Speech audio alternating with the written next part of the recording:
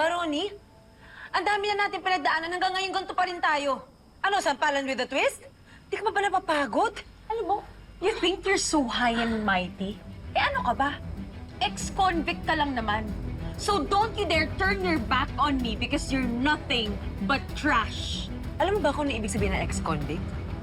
Remind ko lang sa'yo, acquitted ako, never convicted. Tsaka ano trash? Pareho lang tayo, Ronnie. Pero ako, binabago ko na yung buhay ko. Upcycled na ako. Eh, ikaw? Sige, ano, nabubulok? Dahil sa ugali mo? O hindi nabubulok dahil forever plastic?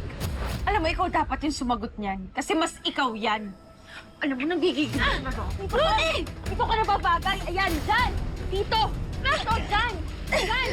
Diyan ka nababagay! Aray ko! Yan! Ikaw ang nababagay dyan dahil plastic ka!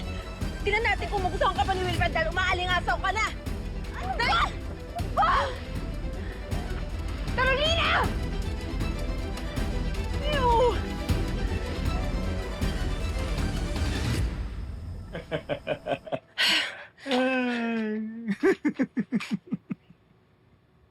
What's so funny? Gusto mong pati ikaw itulak ko sa basurahan? Sorry.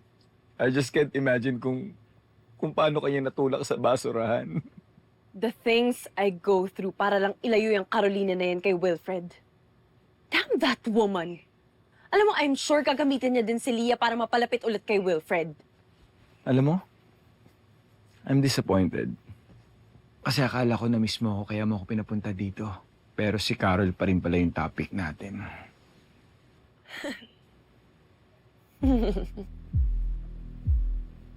Oh, Gian.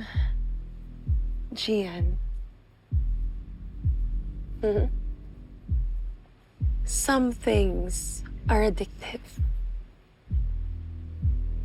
Parang ikaw lang.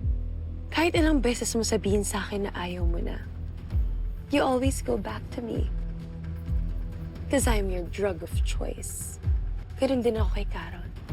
Kasi nakaka-addict makita siyang nagsasuffer.